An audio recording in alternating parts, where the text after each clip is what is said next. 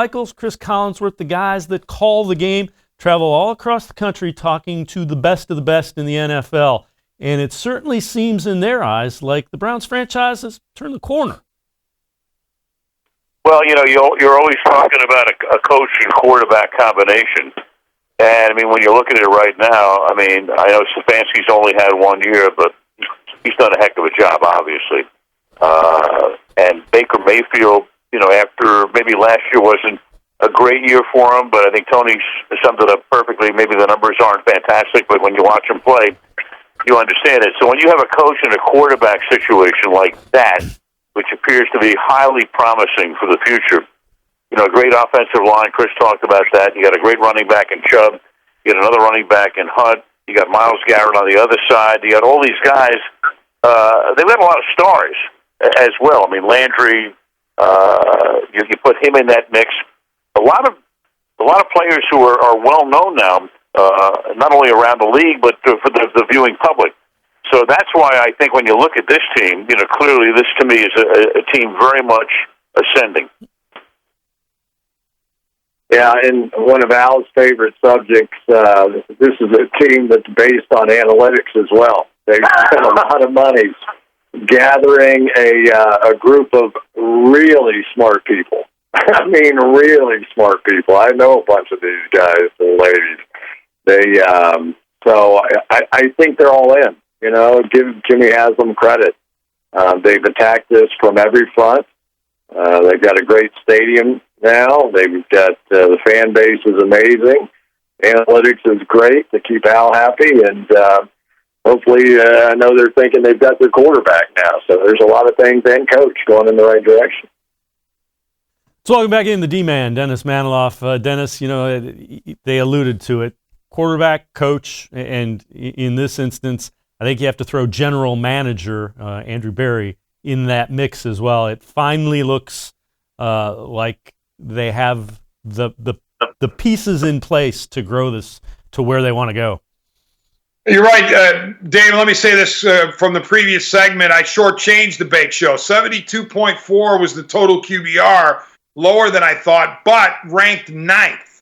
So he's top 10 in total QBR, which is a very important metric in my mind to judge quarterbacks. So, but regarding the hierarchy and everything else, let me start by saying I give a lot of credit to the Haslams, Jimmy and D. Okay, we have dumped on the Haslams over the years because, quite honestly, the Haslam ownership of the Browns up to this year had been a disaster. All right, there's no other way to put it. And you had the all sorts of upheaval, front office, coaches, players, toxic environment, all that kind of stuff. The reputation was terrible. Only a few years ago, the head coach of the team was jumping in Lake Erie because his team went 0-16 after going 0-15 or 1-15. Well, guess what? The Haslams this year had a winner on their hands, and you barely saw them or heard from them, Dave. They weren't out there trying to make headlines. If I were Jimmy and D, after all the negativity that had been directed toward me, and again, I'm not saying it wasn't deserved because the franchise was teetering and flopping every which way under the Haslams, but if I finally got a winner, you would see me in front of the camera, behind the microphone, every chance I get. Jerry Jones of the Midwest, if I were Jimmy, I'd be telling everybody how great I am, how great my team is. I'm the man. I'm the man. You didn't get that from Jimmy or from D. They stayed in the background, and I give them a ton of credit for that. I also give credit to Jimmy and D for not,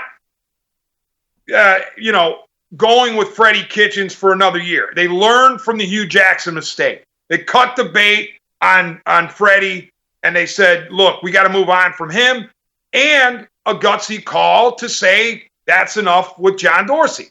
That wasn't an easy decision to make. But one guy that doesn't get mentioned enough is Paul DePodesta when it comes to the front office. Depot, we know, the previous year wanted Kevin Stefanski 2 years ago. And instead, the Browns went with Freddie Kitchens. Well, this time around, Paul DePodesta still wanted Kevin Stefanski. And this time, he got his wish.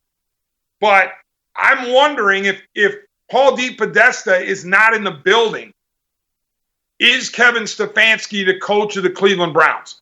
I'm going to answer my own question and say no. So because Kevin Stefanski to me is such a revelation, such a breath of fresh air, and so important to this team, to me, his arrival here is directly tied to Paul DePodesta, the chief strategy officer. You know, the way DePodesta and the Haslams have handled this, it kind of gives credence to what we have heard all along. They really wanted badly to put a winner together, and I think the fact that they haven't been out thumping their chest when it has come to fruition shows, you know, they just wanted to get it right. They finally got it right, it looks like. That's right. And, you know, Jimmy and Dee have been quiet. They've let other people get the credit. Andrew Berry has been quiet for the most part. He's let everybody else get the credit. Paul DePodesta is invisible pretty much to the public. So those four people right there, I mean, I give them a ton of props for recognizing that, yes, they had a hand in this, a big hand in building this, but they're giving the credit where they're allowing the credit to go where it's due, which is the players and the coaches. Let's turn our